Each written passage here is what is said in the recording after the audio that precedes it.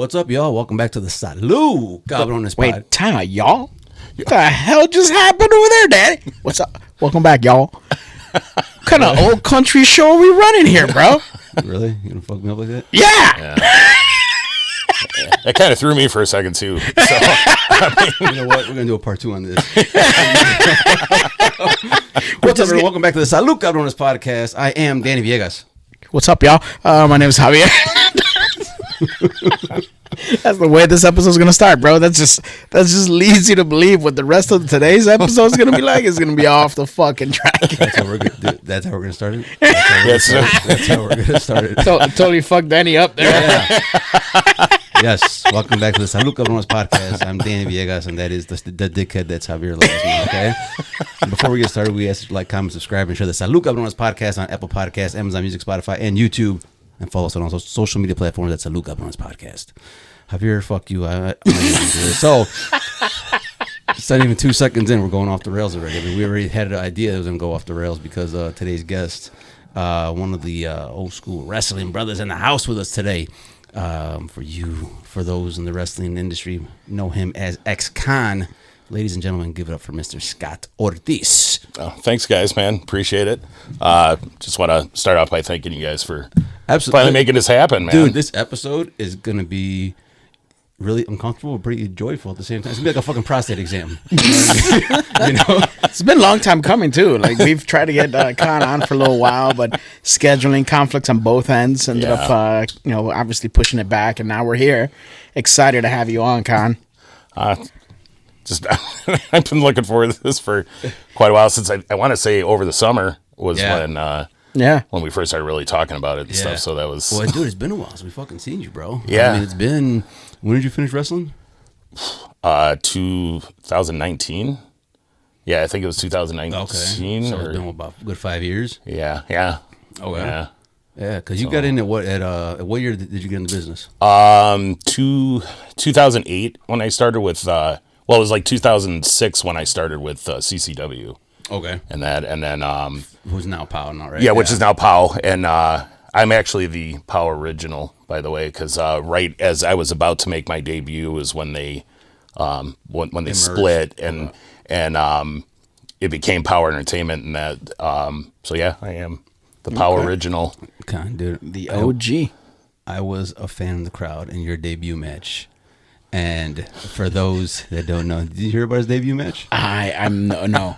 So I came in after it was already POW. I'm a fan in the crowd. I'm not even part of wrestling yet, dude. I was just a fan in the crowd, and we see this big fucking Latino coming out dressed in a fucking jumpsuit, right? The prison jumpsuit, and he's in the ring, and the Latin nails, right? Yeah, clavos and shit. Yeah. So then, dude. So in the match, all of a sudden. His first of all, the jumpsuit he wore, you can tell he bought it like at Party City. Oh, right? Yeah. Right? Yeah. So, probably like 2 minutes in, this shit, his first bump, the shit tears, and you Cheeches pop out and shit. Cheeches. You see Little Con and his 2 friends pop in. Whoa! Are you serious? Yeah, it's everyone's like, oh god, like I wanted to see. Yeah, like I told you guys before we started the show.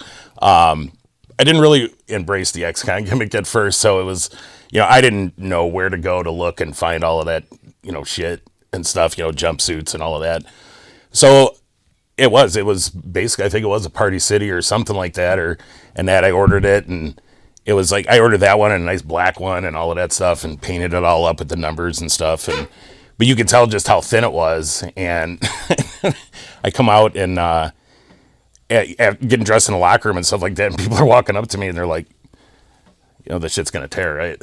So it's like, well, yeah, I kind of expect it's going to. It was $3 at Party City or some shit, And that's so. What's funny is I actually have the DVD of that show, and he's watching an 85-inch fucking TV, dog. That one spot tends to skip on the DVD. He's watching so much. It was a body slam. And Kanoa picked me up, and when he picked me up, I think I was a little heavy, and I felt it rip, but I couldn't really tell where. So he body slams me, and on the DVD, you could tell exactly where it ripped because everybody that was sitting on the opposite side of the hard cam got full view, obviously, where Danny was sitting, and I got where Danny full view because, while I was wallowing in my crapulence, I was making my debut and all of that stuff. I forgot to wear spandex underneath and just had on a regular pair of like boxer shorts and stuff. But you could see everybody in the crowd on that side and all that stuff when he body slams me. And then all of a sudden their face are like, and then they're all pointing and stuff like that. And it was just like, what were you feeling in that moment besides air? it was, I'm like, hey man, there's a breeze in here. Let's close that door. You know what? I guess I was embarrassed at the time. But now it's one of the more hilarious stories and all of that stuff out of the many, many hilarious stories from the years that I spent in the business and stuff like that and hanging out with you guys and that. But, like I said, it was embarrassing at the time, but, it's something that a lot of people obviously are going to remember for a very long time. Yep. So who was with you, Danny? Who was with me, dude? His mom was with him. No, I can't. You became her favorite wrestler. Right? You're right. Yeah. I think it was just a friend of mine. I can't remember. I think it was just a friend of mine because that was 2008, right? Yeah. 2007, 2008, somewhere around there. Yeah. Yep. And that's what made me join because I joined in 2008. I'm pretty sure that's not on any of the posters. By the way, hey, if you want to ever train, to be a manager, a wrestler, or a valet or something, you can get your dick out on TV. So it's all good. Most people quote Shawn Michaels or Hulk Hogan for inspiring them to be in wrestling. Danny's like, no, it was Khan's balls. It was. Yep. Right. And that's what makes it even funnier is because after all these years and all that shit, I had no idea that you were even in the crowd. Man. It was, bro. That's awesome. Yes, sir. That's why when I remember the first fucking what was it, those training camps Jimmy did? Fantasy camps. Yeah, the fantasy camps. Yeah. And I remember the first one I did, and you did it. I'm like, oh, this dude's fucking dick was off. Yeah. No, it's cool, Con. You don't have to shake hands with me, man. It's all right. So cool, bro. He hugs you. You're like, I'm uncomfortable because I can feel it. Yeah, right. You want fries with this? Like I can feel your two friends right now, bro. All up on my thigh. Let's go. All up on my thigh. It looks like you're smuggling grapes, dude. Knock it off. Most of the conversations that we ever had in the locker room were literally pretty much like this. That's what I was telling Danny, like having you on. I don't know how much of it we're actually going to go on track and actually interview you per se, because I have a feeling most of it is going to kind of break down into this kind of conversation. More likely. I don't remember a time being in the locker room where I'm sitting next to you where I actually remembered what the hell I was supposed to go do out in the ring. Because we would talk about the match or something, and then we just bullshit, and then all of a sudden it's like, all right, guys, you guys are up. Fuck! Oh, shit! You guys were part of a group, weren't you? Yeah, for a while. We were together. That was when I was a baby. The very short time I was a baby, I was with them. But they were also part of the group when I was with Malachi and Cheyenne when we were the Hellfire Symphony when it grew into a huge group. Oh, yeah, absolutely. And Donnie was part of it as Donnie. well. We talked about that on the show where I talked about the time I burned my hand on the Bible. Oh yeah, because it was D-Hall showed up with this Bible and it had an upside down cross, whatnot. God works mysterious ways, bro. But yeah, Khan has been part of my career on two separate occasions. As a heel and then as a baby. Yeah. Good stuff, man. I remember those times fondly. I'm not a huge fan of ever being baby, but you and D-Ho definitely made it a lot more fun. I loved bouncing ideas off of you guys, even though when I was out there as a baby, I just didn't necessarily feel it I did as a heel, but I was like, well, at least I'm having fun with the guys, Yeah. Well, how old were you when you got into the business? I was in my 30s. Yeah, so you were older as you get in. Yeah, I was in my 30s. Yeah. So then you get in. What do you what are those thoughts? Those first bumps you take? Well, going back, just give you a real quick, just a breakdown.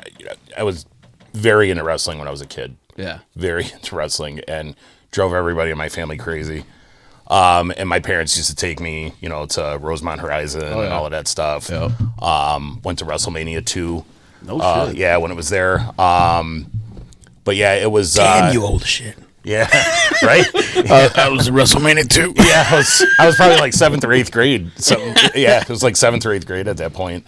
But then I was a little too much into it, and I wasn't doing very well in school. And my dad was just like, hey, this is more important than this shit. So yeah. And I didn't watch for a really long time, and then I started getting into it again. And then my brother had been going to these wrestling shows at the Legion in Fox Lake.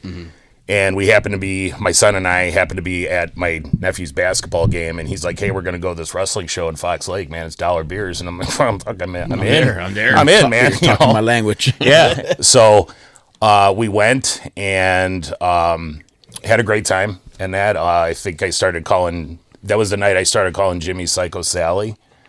And if you ever ask him about it, he brings it up all the time. Hey, it's Psycho Sally, and all that stuff. But it's cool that he remembers that shit. But so they were talking about a fantasy camp and stuff, and my kid just kind of gave me an elbow, and he's like, "Hey, remember when you said you would do anything for me?" Oh, okay. And I'm just like, "Holy shit! Well, I didn't mean this." I don't know, man. How old's your kid at this time? He was probably 7, Okay. 8 years old. Wow, that's nuts. How old is he now? Oh, he's gonna be 25 in a week. Wow. So yeah, so yeah, he's gotten quite the education growing up and stuff, being around all of this stuff. Yeah. But yeah, it was just so yeah, I figured I'd give it a try and see what happened, and went and did it, and hated myself the next day because I couldn't walk. My legs were just absolutely dead. Yeah. And I actually didn't sign for like 6 months, and that because I was really, do I really need to do this? I was just coming out of a divorce at the time, but I really needed something. I needed a sense of family. Yeah. And I just remember pulling up in Lakemore when they were doing the fantasy camps, when they had the training school in Lakemore, and I almost left like 3 or 4 times, and that because I'm just like, man, I want to do this, but I don't want to do this. I guess it's just, if I'm not good at it, you know what I mean? It's just, I need to be good at it now. I need, and so I finally went in and stuff like that, and they immediately made me feel comfortable, and I was in there with a couple other guys and stuff like that. And who were the ones that were training at that time? They were trainers. I want to say that day that was there, it was Scott Spade was there, Rough Crossing, Thunderfoot. I want to say Kanoa was there, and maybe Bobby Perella. Okay.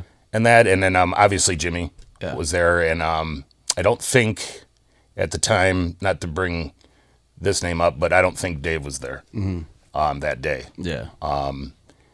But I went in, and it felt good, and that I was just like, wow, I'm a little bit more mobile than I thought than I was, and stuff like that. And like I said, they just really made me feel at home, and that's at that time in my life, and that I just felt I needed a sense of family and all of that stuff, just because of what I was going through personally and stuff like that. And like I said, I didn't sign for like 6 months, and then finally it was just like, you know what? I'm going to do this, and I'm going to give it a shot and see what happens and stuff like that. And I fell in love with it. Yeah. All over again. And then what was your son Ryan? What was his thoughts as you get in and start, getting into the business and start? He was all. He was all about it. He was giving me ideas. All right, Dad, step into my office. Let's talk gimmicks. Yeah, because then I kind of introduced him to WWE and all of that stuff, and it was just he's just like, this is a whole nother world, and he loved it because his mother hated it and stuff like that. And it was something that him and I had, that we a common bond that we shared and stuff like that. And but yeah, I mean, and then actually me going and doing it and stuff and having him around, and that he absolutely fell in love with it. So then, as you get in, who was your your debut match was against Kanoa, right? yeah, it was against Kanoa. Yeah. Okay. So then, as you get in, and the first time, I mean, aside from your fucking dick and balls hanging out, aside from that, but what was that first? Let's just throw that back in there, just in case the viewers forgot about it. But no, what was it? But what was the feeling as far as like the first time performing in front of a crowd? We used to train. Well, the Thursday night before my debut show, we were training up at the school. And I gave somebody a suplex and I bumped wrong. And I bruised my sternum. And so here I'm freaking out because I'm supposed to debut in 2 days. And there's hundreds of tickets that have been sold by family members and friends, bought all these tickets and stuff. And I didn't think I was going to be able to go. And that whole day, I couldn't eat, I couldn't sleep, not only because nervous excitement and stuff like that, or what was about to happen. Yeah.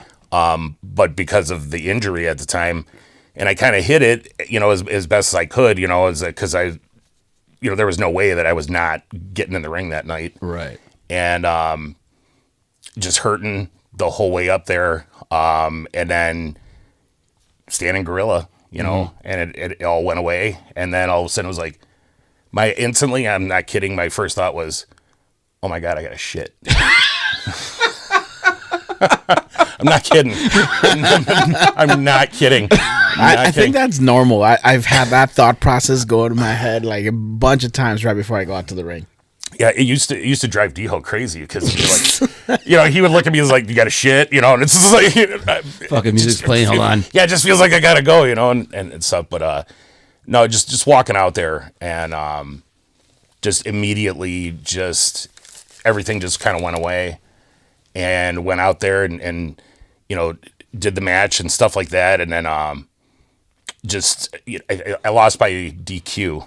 No, I'm pretty sure it was because of the foreign object.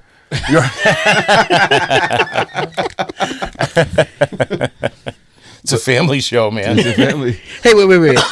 Was your kid in the audience? He was. Oh, what the But he wasn't sitting on that side though.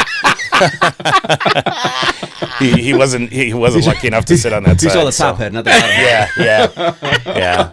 So I'm so sorry I pushed you to do this, Dad. Yeah. I really wanted you to do this, but I didn't think you were gonna fucking embarrass me in the process. His friends from school there. Yeah. There's kids from the baseball team here, Dad. What the hell? But just going out there and feeling that, and it was just, and then I remember going back up to the locker room and just laying on the floor in a little ball and that because I was in so much pain. Mm-hmm. It was just like, oh my God, whatever this is, I want it to go away and that because I want to feel this and that, and it was. I remember the first time I saw a big ass fucking ladder bump was with you and was it Terry, right? Yeah, Terry and Brandon Bishop. Yeah. They had the two fucking. This was at Elk Grove, right? Yeah, Russell Rage. Yeah, Russell Rage, Elk Grove. They had 3 ladders. They had 2 on each end, and they had 1 laying across those ladders. Like a scaffolding. Yeah, these motherfuckers were on top of it with him and fucking suplexed him off of that shit. Yeah. First time I saw it, I was like, holy fuck. What the fuck's wrong with you, man? I tell you a funny story about this too. So, we kayfabe here. No. Okay, fine. So we're in the back and we're talking about shit. He's been long gone from the business. Yeah, so yeah. I don't know. Give me a minute. I'll piss my pants and forget who I am for a half hour. So, but anyway, no, we're in the back and stuff like that, and I wasn't about to. These guys are planning the shit. You know what I mean? It's these guys are in the business way longer than me, and so they're kind of putting stuff together, and I'm just kind of just kind of like nodding my head and stuff. And now, then, real quick, how long are you in the business at this point? Maybe a year. Wow. Maybe not. Yeah, maybe a year. I think. Wow. Okay. Yeah. Okay. But so they're just like, okay, and then we're gonna do this, and then they're like, don't worry about this. They didn't tell me that we were gonna do that, and because they knew I had fear of heights and stuff like that, and I didn't think I could do it. Yeah. So they turn around and they tell me right before we go out that this is what we're gonna do. and they're just like getting, and I'm like, wait a minute. Time out. Can we go on after? Could you send the next match out first? And then we got to talk about some shit, you know? Yeah. So they're just like, just try to go up as high as you can, and then we're going to come around you, and then we'll hook you and we'll go. And, so you did that forcefully. yeah. That's some Divan Dudley shit right there, dude. They forced me to do it, Mom. I swear to God. I would have never came up with that shit on my own.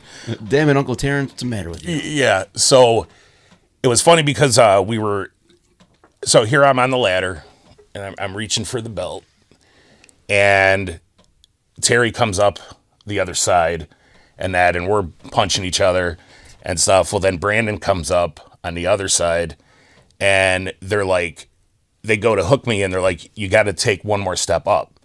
And I'm like, I can't. And they're like, yes, you can. I'm like, no, I can't. And they're like, yes, you can. I'm like, your fucking foot's in the way. So I turn around, and he's like, oh, and he fucking moves his foot. I step, we go and stuff. And I just remember that was one of the lightest bumps I've ever taken in my life. We all landed at the same time. Yep. And it was like, it was perfect. And I just kind of remember like leaning my head over and stuff. And Riccolo and Crossing were doing commentary at the time. And the biggest pop was probably from Crossing. He's like, holy shit, we couldn't believe that you got over and stuff. And that you're still alive. You're still alive, because it's like, holy shit. But yeah, it was scary, but oh my God, it was looking back on it now. And what was Brandon and Terry's response to that after the match? Oh, they were just like, holy shit. They're like, you just pushed and it just flowed and that. So isn't it crazy that we've been in multiple matches, we've taken crazy bumps, and it's always the smallest ones that hurt. Those really, really big ones, I think the anxiety of, oh my God, is it going to go right? Hopefully nothing goes wrong. There's this and that. We worry so much about that when it's over, we're like, that was a piece of fucking cake. Yeah. Yeah. Mm-hmm. It's fucking nuts. Because I've had those moments too. Where, like right now, as I'm listening to your story, I'm going like, I've been in those same shoes where I'm like freaking out. Man, this is going to hurt. And I land and I go, that was not that bad. Yeah. I'm like, let's do it again. Never mind. Fuck that shit. I survived it once. That was good enough. I know. I turned around and I hit the canvas and all of that stuff, and I was just like, man, I can't wait till after the show, and everybody's gonna think I'm the coolest and stuff like that. But yeah, it was just. They were just happy your balls and pop out. I came a long way. Glad you got a stronger jumpsuit, you dumbass. Yeah. I also got a jock strap. And I'm keeping those puppies. I even wore one of my ex-wife's bras on. Yeah, it's a 3-ply, man. It's you really got to dig in there to get to some shit. So what would you say like your greatest memories of just being in the business? Friendships, man. Bonds. Yep, sitting right here with you guys. Yeah. Probably my best friend in the business and all that stuff since day one has probably been Dayhawk. Mm-hmm. Him and I just hit it off. And, but yeah, just, getting to go some of the places that we've gotten to go, just getting the opportunity to do some shit, that we wouldn't have normally probably have done. Yeah. But yeah, just meeting people and stuff. And, I got one little cool story, this a couple years ago, and that I just happened to be in the Walmart by my house. And, I was still active and still wrestling at the time. And, walking through and stuff like that. And this mom and dad and their 2 kids come walking by, and I just happened to glance down at the kid, and I'm like, holy shit. I'm like, that looks like my button. And so I'm just like, the hell? So I'm like walking around a little bit, and all of a sudden, now I notice that they're kind of like following me a little bit. Yeah. And stuff. And they're like, I think it's him. And they're like, no, it's not him. They're like, no, I think it's him. So I just turn around and look, and I'm just like, hey, that's a really nice button that you have. Yeah. And that they were big wrestling fans. Yeah. And all of that stuff. And the kid was walking around Walmart with my button. And no shit. My ex-con button that he had bought at like one of the shows or whatever. Wow, no shit. Stuff. Yeah, so I got to pose with some pictures, with them and stuff like that and stuff. It was that was kind of cool. That's fucking cool. And so, but yeah, just random Sunday afternoon, some kid walking around Walmart with a button of me on it, know. In the background, he hears, "I am a real American." That's how he felt that day, bro. That's how he felt. That's the sign of making it. When you can walk around Walmart and some little 7-year-old kid's got a picture of your button on it. You know what I mean? It's just with the picture with your cock out. Yeah, I was saying, that's 2 buttons, one for each, bro. Have you ever had any moments like that, Danny, where you've been recognized out in public? Actually, one time at a restaurant. We were eating breakfast, and then one guy came up. He said, "Hey, this Ramon, right?" I'm like, "Yeah." Like, "Hey, what's going on, man?" I'm like, "Okay, that's pretty cool." Sure, you buying me a margarita, bro? Or what? It's breakfast, bro. Yeah, it's all right. But no, what about you? I know you said you had one at the mall, right? At mall, yeah, and I did not like it. I did not like it. You said it was a bad one, right? Yeah, because it was a bad one. Because you guys know the majority, like 99% of my career, I've always been a bad guy. Yeah. And I always prided myself in trying to do some shady shit out there enough to be hated. And one day I'm walking around the mall, Riverside Mall, and in Spanish, someone goes, "There goes that asshole from the Congress." And I was like, "Oh shit, run!" Especially in North Riverside. Yeah. I was like, not welcome here, I guess. So then you did how many years in the wrestling business? 15. 15? Yeah. Really? 15. Pretty close to 15. Wow. Yeah. Okay. And what was the final decision? But you know what? I'm done. Just wanting to be able to walk. Mm-hmm. Realizing that I'm getting older. Yeah. I had my 15 minutes of fame, and just, with all that being bullshit aside and all of that stuff, I fucking miss it. I was about to say, there moments where you're like, fucking, I think I got one more in me. I miss it, and I think that, and then my body kind of reminds you, kicks me in the ass a little bit, and stuff like that. While he's gardening. Oh shit, dude, it's pretty comical and all of that stuff. When you get down on the ground and you can't fucking get up. You know what I mean? Yeah, that's when he goes, "I should probably cancel that text I was sending to Jimmy." No, my hips and stuff like that. I mean, I'm just knees, ankles, shoulders, head, whatever, and stuff like that. But there was a period of time there where I was getting real dizzy. Yeah. Oh. Okay. And like double vision and stuff like that. It was just like, I think I'm doing some damage. With all the along with all the other crazy shit that I've done in my life growing up and stuff like that. But it was time just to let it go for a little while and stuff. And obviously, never say never. But and I've left and come back a few times and all of that stuff to try to get healthy, clean, stuff like that. But it just I would love to say that I have one more in me, because my heart and my head are kind of in agreement, but it's my body that. But yeah, I would love to do something. But you had a pretty solid send off though, so. Like a lot of times, I feel like when workers, like when they leave and it's not their choice, they always feel like they have one more left in them because they didn't leave satisfied. And then a lot of that has to do with how their send off was. Yours was awesome. Yeah, and I do, and I think about stuff like that just because whenever I get the idea, it's just like I'll and it's weird because I'll hear a song on the radio and be like, if I ever come back, that's my fucking entrance music. That's my entrance music right there. That's all of us in the car. Damn, there's some jam right here. Yeah, and that's I just turned around and I was in the truck on my way home from work the other day and stuff, and Shotgun Blues by Volbeat came on, and I'm just like, if I ever come back, either that or I'm using Megadeth, Angry Again. You know what I mean? Stuff, something shit like that. But I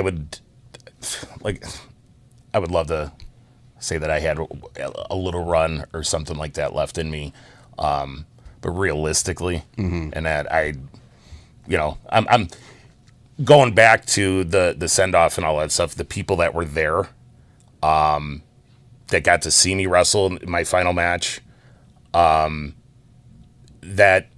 I kind of think about that too, and it's just like that's going to really take away from that memory. Yeah. If I came back. Your and last did match something. was with who? Tyler. Tyler. Okay. Yeah, with Tyler Sullivan. Everybody, like, all of us were kind of hanging out there.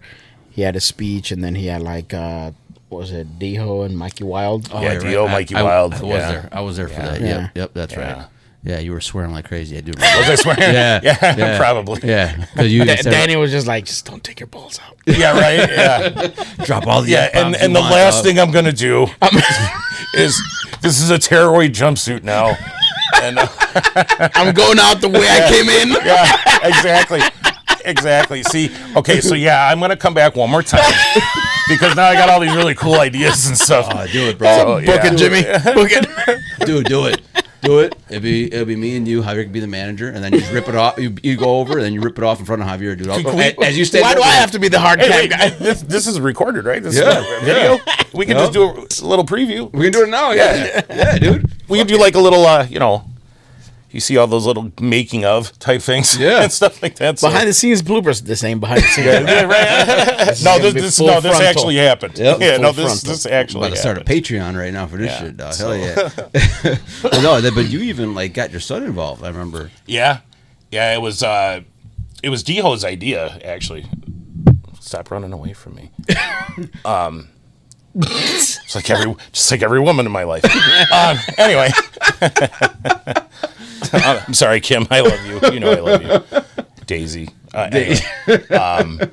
Side note, the last one's his dog. Yes. The second one is the dog. So, but she runs the house, so she knows. But anyway, what were we talking about?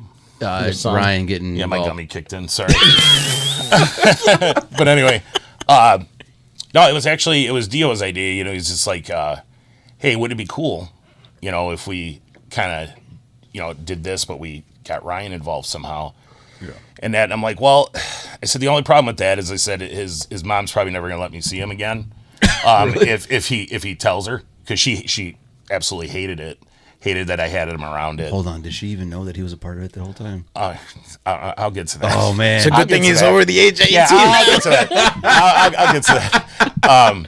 So anyway, so she, so we were just talking. We were coming up with ideas and stuff like that, and we just asked him if he could do it, and he's like, I think I can, you know, and stuff. And there, you know, he was a little apprehensive at first and all of that stuff, but then he kind of warmed up to a little bit, and I was just like, yeah, but you know, you're gonna work against me, and then I think he was 100% on board.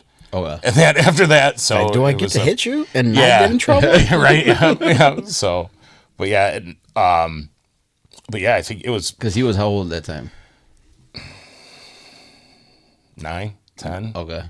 I'm trying to think.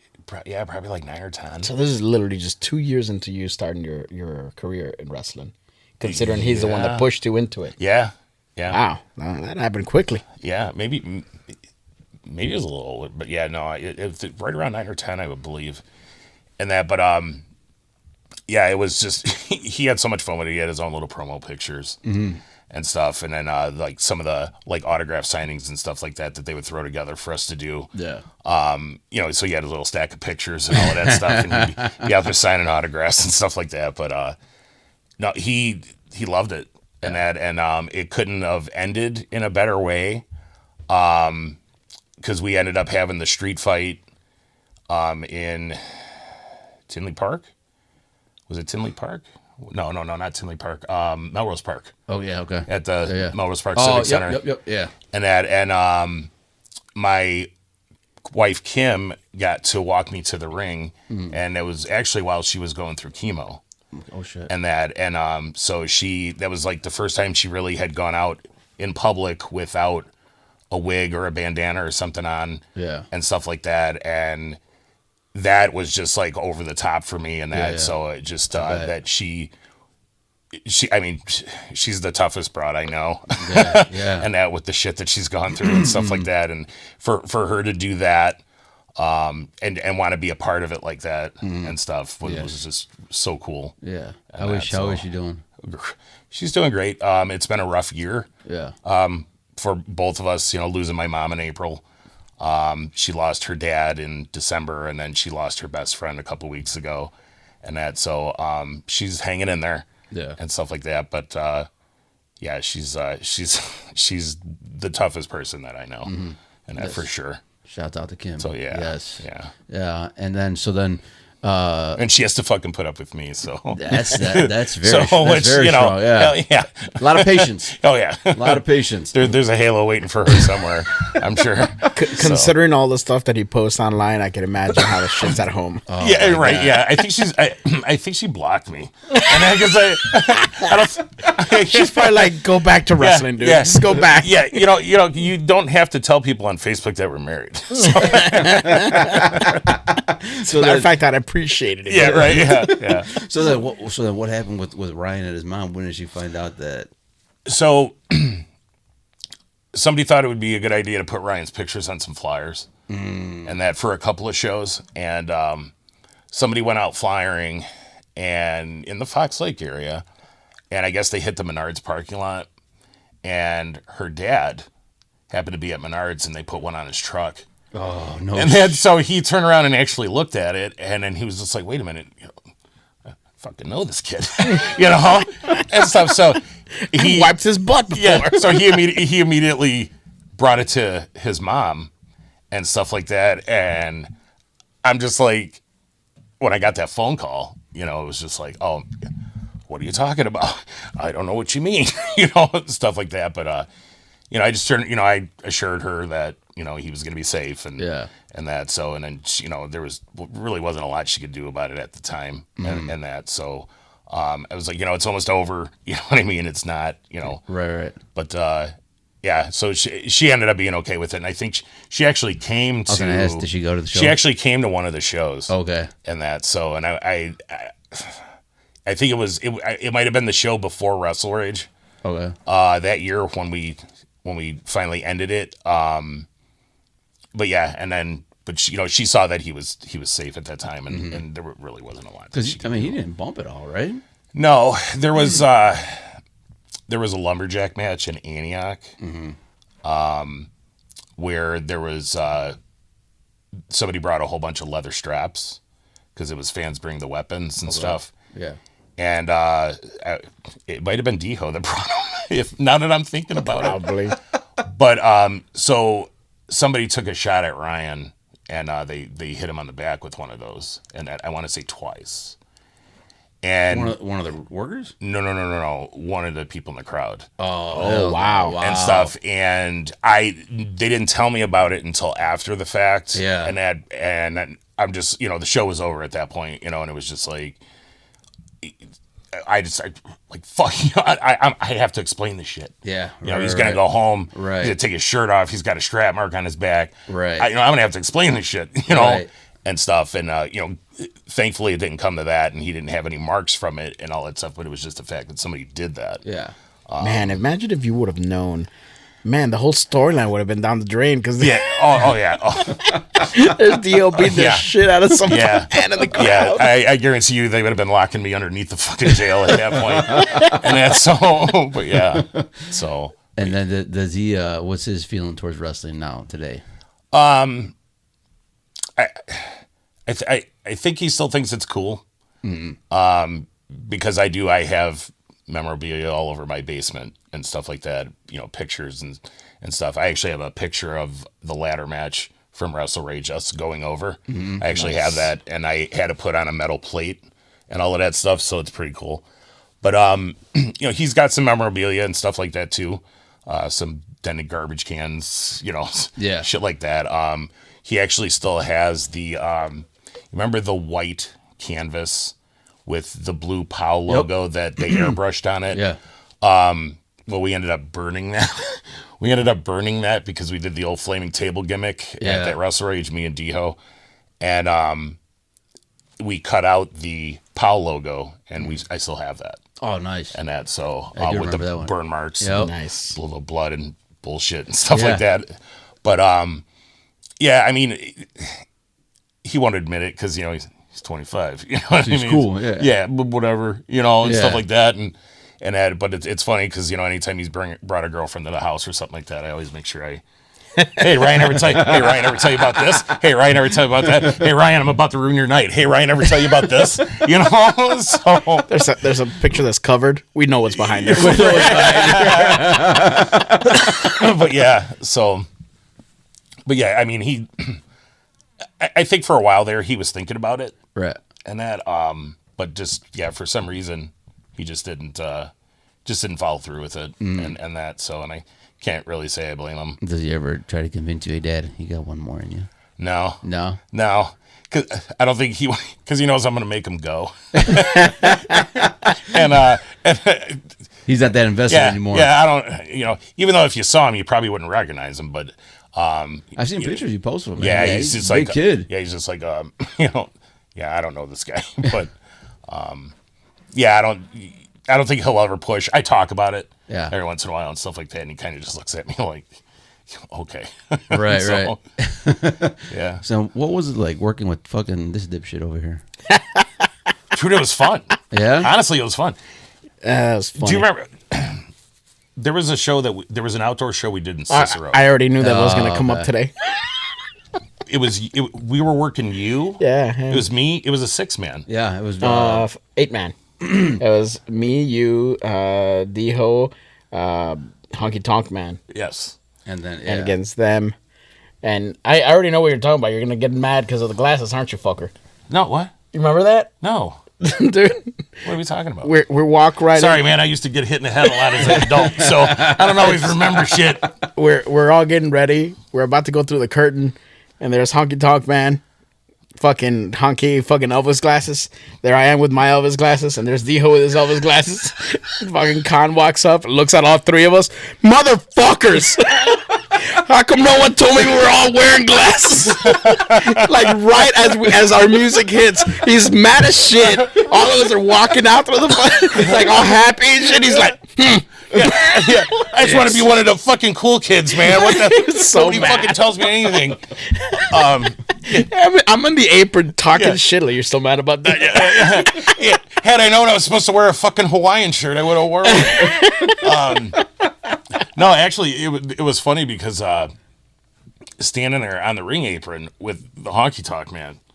Okay, first thought in my head is I'm standing on the fucking ring apron with the Honky Tonk Man, and he's telling me stories, and I have no fucking clue where we are in the match. So he's all like this. So yeah, he's telling me stories, and we're fucking laughing, and we are absolutely just fucking dying laughing. And then he turns around and goes, "Hey, it's your turn." And all of a he sudden, knows his spots. and then all of a sudden, you see fucking D-Ho come flying. Like, dude, I've been getting my ass kicked for the last fucking hour. Where have you guys been? You know, somebody was supposed to break this shit up, and somebody was supposed to come in and do this. I'm not even supposed to be here today. You know, stuff and shit like that. And it was like, fuck. But oh my god, dude, that was so much fun. And then, yeah, oh holy shit, he was so fucking cool. Yeah. And I, some people have said that he's not always as cool and stuff like that, but for whatever reason, that day he was awesome. For whatever reason, that day he was. I do remember. I think anybody that Jimmy's ever brought in, I want to say probably the only guy that I ever thought was an asshole was Val Venus. I wasn't there for that one. Was he really? Yeah, he was. I want to say it was a wrestle rage that we did again in Melrose Park. Yeah. It might have been the same one actually. But yeah, I just remember him just being an ass. Yeah. And that so, but I think out of everybody else everybody else is pretty cool. Mm-hmm. Yeah, because I remember it was like a 4 or 5 way, right, with all the names or some shit like that. Yeah.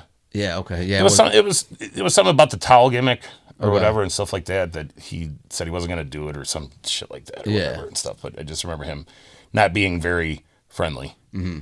And that so not that he really fucking needs to be friendly to me. You know what I mean? Who the fuck am I? But you should have walked out with a towel, but you know what? Right? There's another funny story.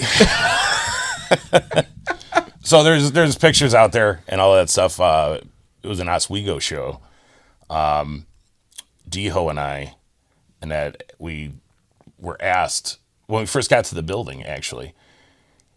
Any thoughts about you guys wrestling in dresses? Oh, I remember those. And I'm just like, well, I don't normally wear dresses, so, but sure, Yeah. Why not? Right. So I'm not 100% on how it got to the point where there was a bet or something. Somebody was supposed to do, so if somebody lost a bet, they were supposed to wrestle in a dress or something like that. Well, then I guess that was going to be the night, and then they refused to do it. Okay. So we walk into the building and, hey, what's your guys' thoughts about wrestling in dresses? And we're like, okay, Sign us up. Sure. So we turn around and now we're Khan's got more answers here, more questions to be answered with that decision. So then now we're looking for resale shops and all of that stuff to go try to find some dresses. Did you buy the dress at Party City? No. He learned his lesson.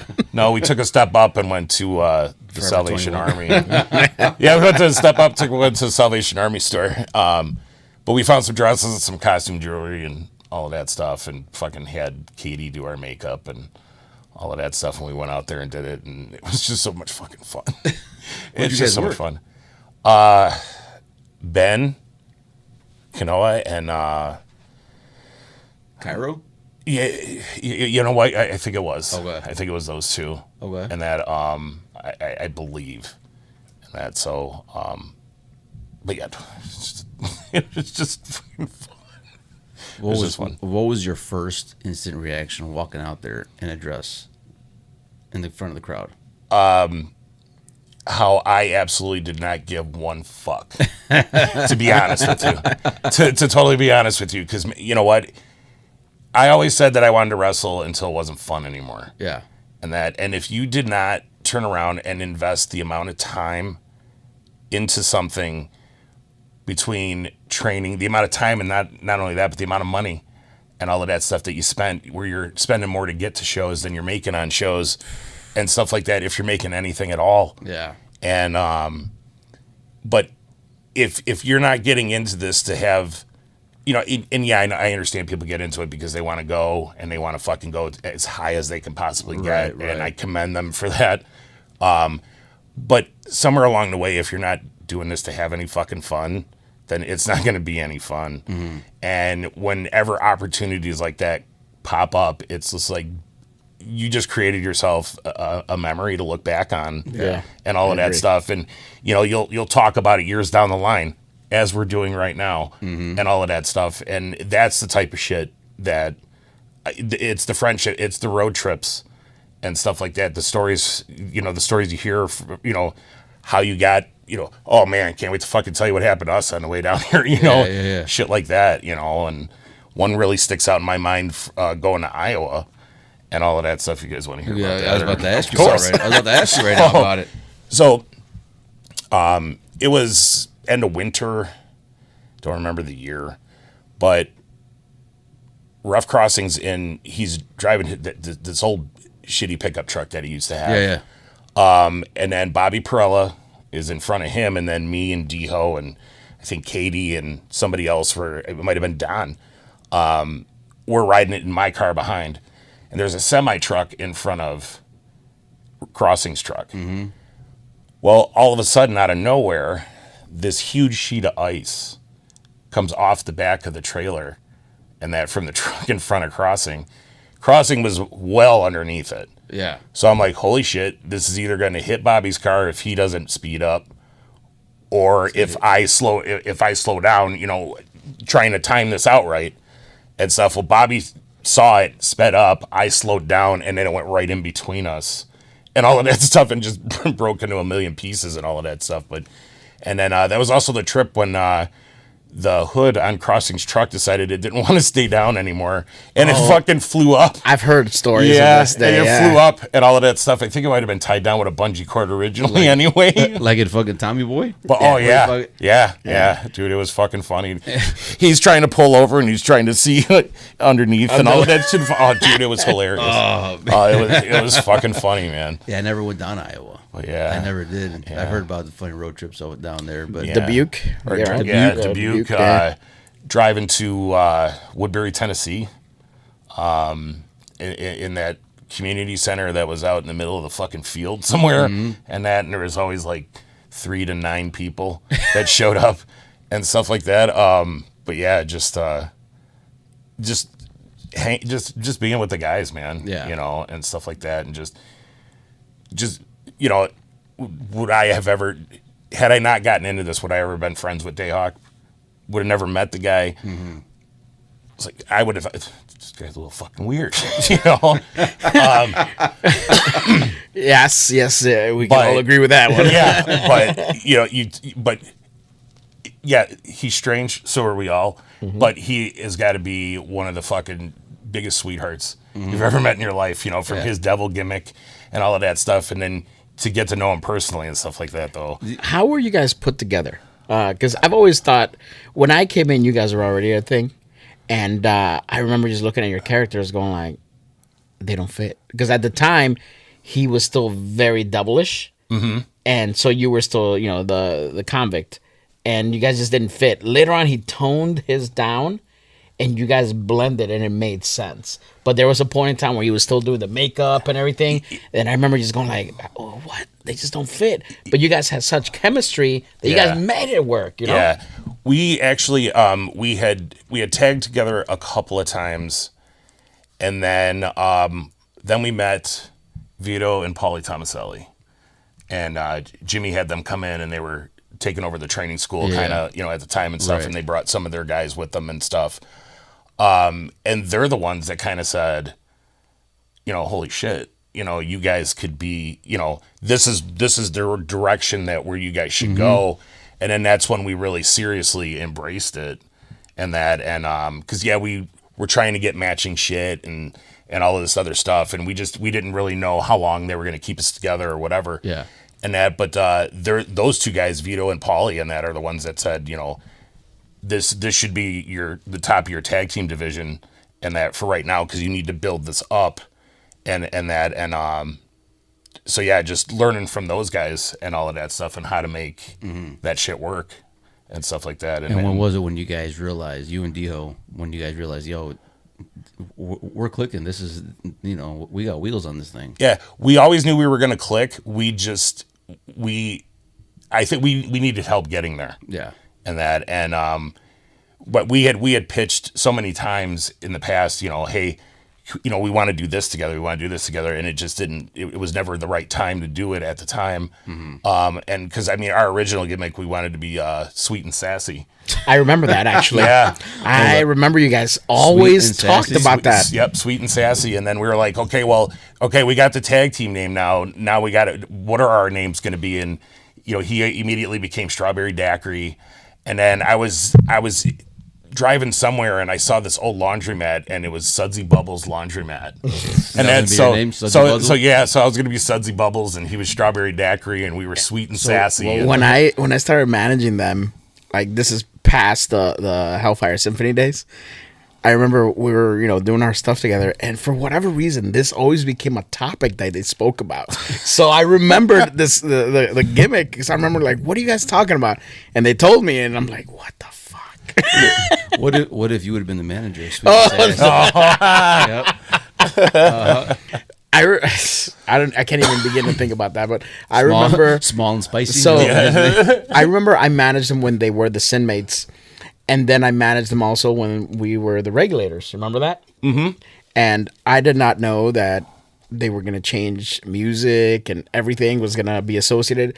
I went in there thinking I was managing the Sin Mates again. I didn't realize that they had already changed characters. So we're ready to walk through the curtain. And, you know, I'm already kind of like, I got to be a baby, fucking shit. And then, if I'm not mistaken, did we come out to Warren G or some shit like that? We did. And I remember hearing the music and I go, the fuck? And then they shoved me right through the curtain. I was like, I had nothing. So I walked out of there just blank. But did you walk out like in the whole like Sin Mates manager like get up? I think I still was just doing a suit from time to time. I can't remember what I was wearing, to be honest. But I just remember walking out, and I'm not a rap guy, right? I'm a metal guy, so I walk out there. Totally already hating my day because I was like, I gotta be a baby, and then all of a sudden they literally shoved me through the curtain as Warren G's playing, and I'm just like, I got nothing to play off of here right now. And I walked out there like with a deer in headlights going like, this is going to suck. By the end, they cut this promo. Remember when you guys did the regulators mount out? And I'm just like, what the fuck am I doing here? So I was like, all right, whatever. I warmed up to it, but that first day, and I had no clue we were doing any of that. I thought we were still the inmates. So they shoved me out of there, and I'm like, motherfuckers. We're babies and we're the regulators? Yeah. Yeah, and I credit Dio with all of that stuff, man, because whenever it was, okay, we're going to go in this direction, we're going to do this and all of that stuff, and then he always came up with, dude, have you ever heard this, and all of that shit, and it's like, we're going to be the regulators, and then, remember that song? And I was never heard of it, and it's like, no, listen to it, yeah. I'm surprised Dio knows the song. Obviously, I know very well. I'm surprised he was the one that said, yo, I know this, Danny was in the back. I'm like, I'll be a regular, guys. I don't have to do this silly ass Ruthless Ramon gimmick. Come on. I still don't want to do it. Maybe it wasn't Dio that came up. Maybe it was Katie. Maybe Katie was the one that was behind all of that stuff. But again, I'm surprised. my statement stands. So then, as when you're finished wrestling, after you're done and it's done, what are you feeling at that moment? Like the next day after your last match, and you're sitting at home and you're like, what are you thinking? Probably thinking about different spots that we could have did. Okay.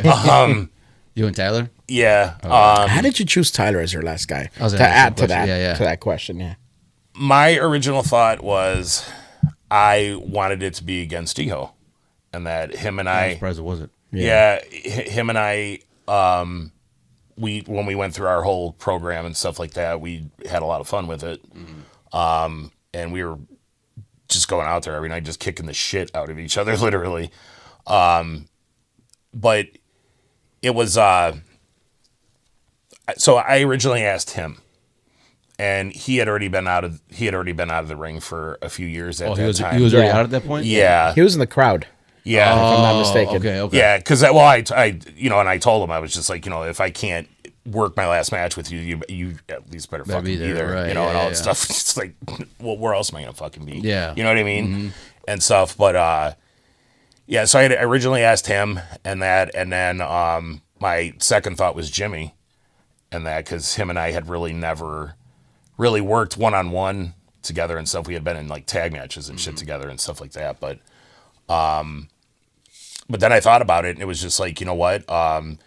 Tyler and I did a little program a couple years beforehand, and that, and so I was just like, how cool would it be, and that to get back in the ring with him, and that especially because of where he was going at that time and all of that stuff with his gimmick and stuff like that. But you just saw this kid on the fucking rise, and all of that stuff, and you could look on Facebook, for the longest time without seeing, Tyler, where he was going to be next. You know what I mean? Yeah. It's just how fucking talented that kid is. So I was just like, you know what? I wanted to be against him, and I asked him, and of course, and stuff, and just putting the shit together with him and stuff like that. But like I said, I always said it, that was it, and I always had in the back of my head that it's not really going to be it. But it has been and stuff like that, and like I said, the itch is always there. That's never going to go away. So if you finally scratch that itch, you know what? Fuck it. I'm going to come back just for one more small Side note, run. he's told me he wanted to be a Battle Break Cartel member before. But take my fucking spot. Take my fucking spot. If He's you want, like, bro. I'll come in and walk with you and Daddy. You can take my spot, bro. Trust me. Yeah, no, I'll be where you're at, sitting back on the couch, bro. But you got to do all the gardening and everything that he does. I don't give a fuck. I'm good. But no, if you came back for one small little run, who would you want to be with?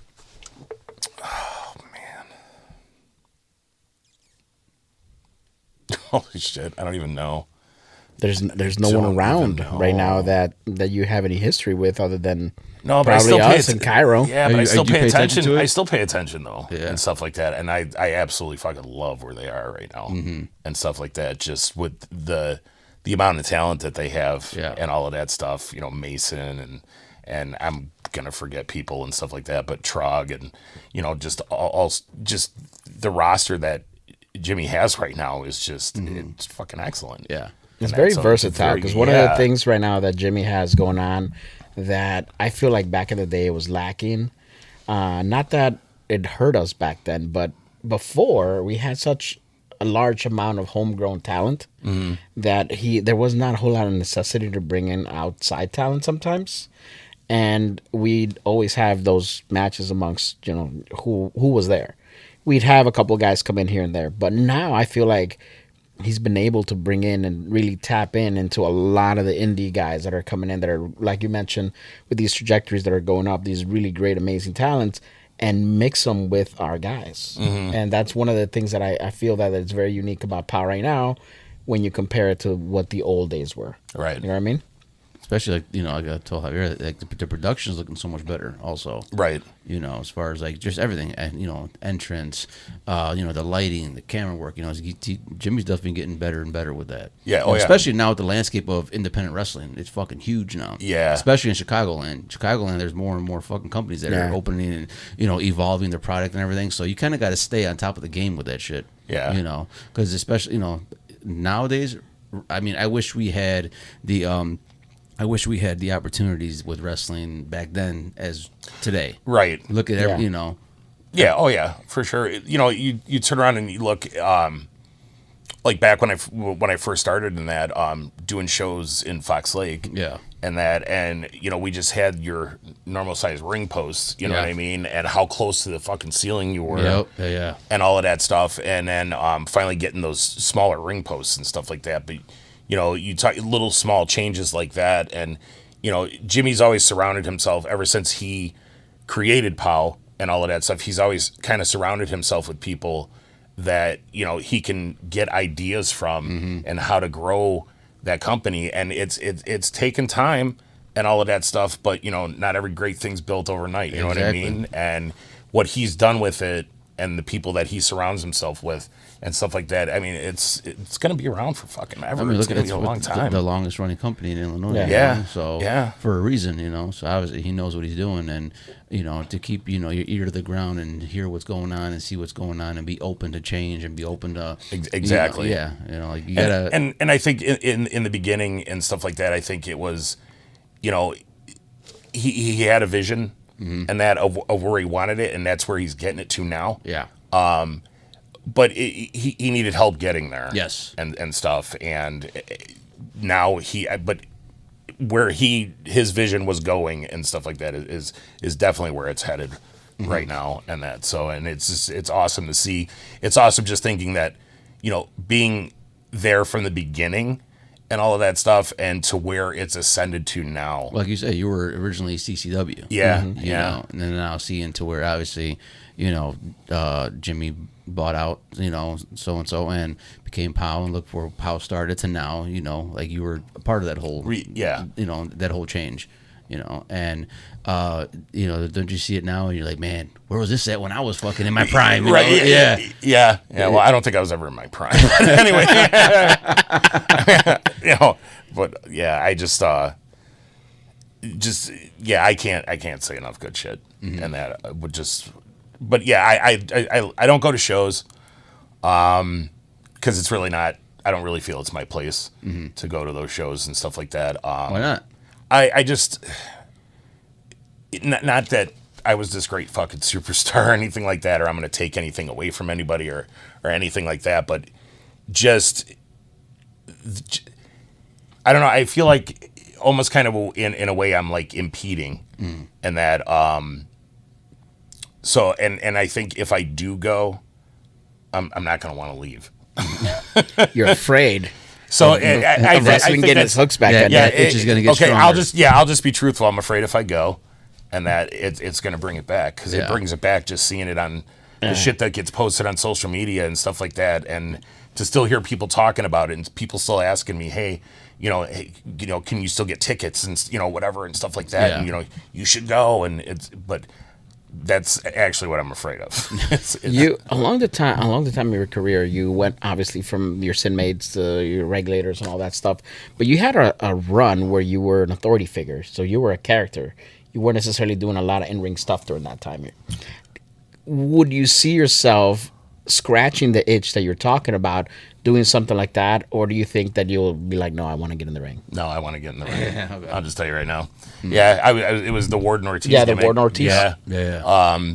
Because I wasn't sure at the time if I wanted to get back in the ring. But I wanted to be involved somehow, and then it was just like, man, this is just leading me right back to where I want to be anyway, and all of that stuff. So it was just like, let's do this and kind of get me out of that, and then I can get back into doing that. So that was kind of a nice little way to come back and just kind of learn everything again, kind of get a feel about, the crowds they were drawing at the time, and just, trying to figure all of that stuff out. And then it was just like, okay, now here's the right time to step back into the ring, a little full-time action. So I cracked a couple jokes about your gardening and everything, but when you retired, you went home and you decided to pick up your phone on social media, and you post up the most random things about cons, something or other, mentality, or like whatever realms of reality. Who knows what the hell you put up?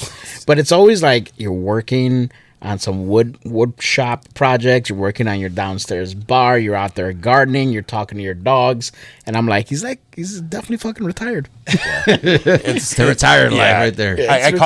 I call it it's a little theft from Metallica, but it's ex-cons frayed ends of sanity. There we go. Thank you. And stuff, and that came about because of COVID and all of that shit. When we were just sitting at home, I wasn't allowed to do anything fun. You know what I mean? So, but no, the gardening and all of that stuff. I'm gonna be straight up with everybody right now. I have a very small hand in all of that stuff. That is my wife. That is my wife. On social media, he takes credit. He makes it's all him and shit. Yeah, no, yeah.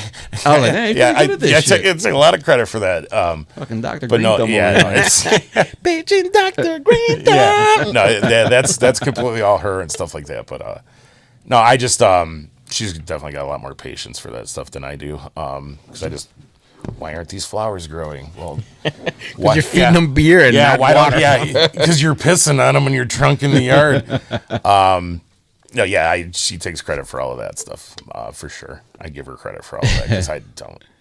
One thing for sure is that when you were wrestling, you had a really great support system. I know, you had a shitload of family to come in. Fucking, dude, it'd be fucking, especially in Fox Lake, you'd have fucking like 80% of Fox Lake was all his family. Yeah. That was my brother. Mm. Oh, really? Yeah, that was my oldest brother. That's probably why Jimmy's like, don't go. Yeah. You want to come back, right? Come on, come back. Yeah, my brother would sell like 100 and 150 tickets. To who? And to friends. Yeah, friends. My brother was the biggest cheerleader. Yeah. And all of that stuff. But yeah, just he would sell a shit ton of tickets. He promised them fucking dick and balls. Yeah, right. Yeah, guys gotta be here. It might pop out again. He's got pictures from his first show. You might see this out there. But yeah, no. So he was kind of responsible for that, because I remember there was a couple times when we had our little meetings upstairs before the shows and all that stuff, and they'd be like, well, tonight's show's brought to you by the Ortiz family and all of that stuff. And it was just like, no, he really got into it. He got a kick out of it and stuff like that. Because they were rowdy, bro. They were a rowdy bunch. Yeah. I was the most loved, hated guy, and that for quite a while there, because it was just like, well, do we? And I remember Riccolo coming up to me a couple times, and he was just like, hey man, tell your family not to cheer for you. And that, they're like, do they understand, you're a heel? And it's just like, dude, I can tell them, but they're not gonna fucking listen. Yeah. You know what I mean? So, but yeah, so every time you go out there, you get and there was a couple times, let's go XCon sucks, There's a couple times when you got the room doing that stuff and that, or yell prison bitch or stuff, but no, he pretty much single-handedly put POW on the map with the people out there for sure. Dude, being out there as as their manager when those days would happen, I remember walking around and seeing like those sections that were just all Ortiz family.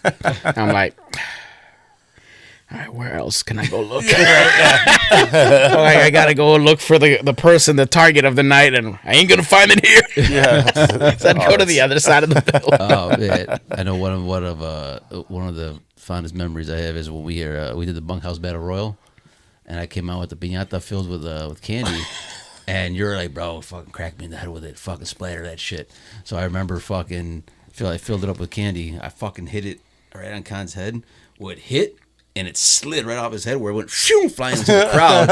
Where I think it hit your mom, I think. Oh, yeah. It hit your mom. I was like, oh, shit. I think my mom caught it or something like that or whatever. So then they threw it back in the ring, and they fucking do it again. And I was like, dude, it's a fucking good ass everywhere. I was like, oh, nice. She was probably confused. She's like, I know what this means. Like, if I catch the bouquet, what does it mean if I catch the piñata? No, but I do remember that because it was the spot where I hit him in the head. It breaks all over the ring, and everyone stops what they're doing, and they look at the candy, and they all jump on the candy and grab all the candy. Yeah. Oh, yeah. Holy shit. Yeah, I do remember that, man. It's one of my fucking... That was Hoffman Estates, was that? That was it Wakanda? Remember, it was an old place that Jimmy used to run. Okay, it might have been. Yeah, it might have been. I think it was Wakanda. Yeah, okay, I think it was. Okay. Yeah, but that was it's a good memory I have with me and you in the ring. Mm-hmm. But as we start winding down here, man, what's other than gardening and fixing up your bar, what can we see next from you? Nothing. Yeah, not much. Just more. Other than listening to Metallica and loving the Packers. Yeah, loving the Packers. Fucking asshole. Metallica. Just trying to enjoy life, and that. It was a real shock losing my mom. And sorry for that. I think you. I'm still kind of grieving that a little bit. She was my biggest fan. I know. And all of that stuff. I know. And just losing her and all of that stuff has kind of put like real shit into perspective and stuff like that. And then just, Kim losing her dad and now her best friend and stuff like that. And it's just like, eventually, something's got to give. We just got to live. I want to just live the best life and that. And I think that's what we're trying to do. Yeah. And all of that stuff. And then, just working on the house and, drinking my little fruity drinks and stuff like that. I promise you little umbrellas, and I did not deliver. I am sorry. We need a part 2. What is your go-to drink? These days it's just beers right now. Yeah. But like in the summertime, man, little lemonades or, margaritas and shit. While he posts on social media that he's gardening when it's actually his wife. Yeah, I'm in the hammock, man. I'm in the hammock. I enjoy it. Don't get me wrong. I fucking enjoy it. He's in the hammock with Daisy. Like, girl. So is there a possibility that we might see you in the ring maybe sometime in the future? Maybe for one more. I know Jimmy, if he listens to this, he's going to be dreading that phone call. Because that's usually what it is, Jimmy. Can I work? At this point, I could never say never. I don't. How old are you right now? I just turned 53. You look great. So thank you. You look great. Not like this fucker. He's 40, he's 48, dude. Look at him. He's like shit. Run down, bro. He looks beat up from the feet up, man. I'm telling you. Wow. Yeah. Wow. Yeah. He's my co-host. Yeah. Right. Yeah. Wow. Yeah. Fuck. So go ahead, as you were saying. But like I said, never say never, but realistically, and that I would probably say no. But I don't know. I got some ideas. I think we at least need you to do some sort of run-in. Get a couple of punches in there. Yeah. Be happy. Something. Hello. Something. Hey guys, my phone number hasn't changed. So just waiting for the call, man. For everyone on the creative team. It's part of the committee right here, bro. Yeah. I'm not, bro. No. Yeah. Kayfabe. Yeah. Kayfabe. Yeah. I don't call him Bruce Pritchard for nothing. There you go. There you go. So you just went this past summer. You and your kid ended up at Soldier Field for Metallica, right? Yes. So how was that experience? Oh man, that was his second time seeing him. The first time was back in 2017 at Soldier Field. It was still will go down in history as the greatest Father's Day ever. Just being there with him for his first show. Yeah. And all of that stuff. But yeah, we went down in August and that saw him there. It was fantastic. That set was freaking awesome. I am actually. Oh my god! I am actually going to get to experience another Metallica first in May. My nephew is finally out of the military, and he's living down in Kentucky or Tennessee right now, and we're going together to see them in May down in Nashville. Oh, nice. I got him into Metallica when I was coaching his little league baseball team back in the early 90s, and that and we've never had the opportunity to go to a show together, and now we're going together. Nice. So That's fucking awesome. very man. excited. Hell yeah. Very excited. Back in May, May you said? Yeah, in May. First week of May. Nice. Out in Tennessee. Yeah. It's a road trip. Yeah. So it'll be nice. Yeah, it'll be nice. Fuck. So That's cool, man. Well, Yeah. brother, thank you for coming and hanging out with us, dude. We hope you had a good time, bro. Yeah, well, fuck yeah. I hope you guys had a good time. Hope you had a good time, man. How the gummies feeling? Good. Yeah? Good, man. Good. Yeah. No, like I said, this will probably be your least listened to episode of all time. But whatever, man. We've had some stinkers, bro. Yeah, I've heard, and I've heard, and I still came on. No, you have listened because I've seen. Yeah, thank you for listening, man. yeah, absolutely, man. I fucking love you guys, and I got to hand it to you because, well, you guys couldn't reach it anyway. So, but anyway, no, you guys are awesome, and no, fucking.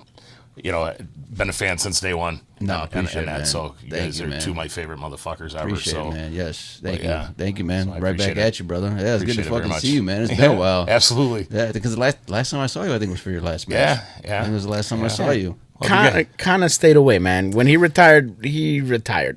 Yeah, because I tried to stay away, bro. I was good for a year and a half, but someone wouldn't fucking leave me the fuck alone. you're right. Would not leave me the fuck alone, Yep. dude. Seriously. Yep, Like yep. I was content. I was good. I was happy. Yeah. But some little fucking net at a barbecue, a fly at a barbecue, wouldn't fucking leave me alone, dude. It was Like, bro, funny. I asked him, "You retired?" And he goes, "No, not yet." Well, then man, it's just like, no. let's get it. Let's Man. get it. He can still take my spot. Trust me. You gonna take my spot, dude? Con fits into your vest. Let's talk after we get out the air, boys. But no, man. Thank you again for joining us, brother. Before we head up out of here, any last things you want to say? I gotta pee. Okay. So then, there you go. So then we'll cut it off there so he can go fucking drain the vein. So here All we right, go. man. So before we get up out of here, man, we want to give a special thanks to ex-Con Scott Ortiz for coming and hanging out with us. Thanks, guys. Big special thanks to our sponsors, the Law Office of Christopher Hoff. Cons is a part of the podcast where we raise up our beverages and we say salud, cabrones. So when you're ready, 1, 2, 3. Salud, cabrones. Y'all. We out.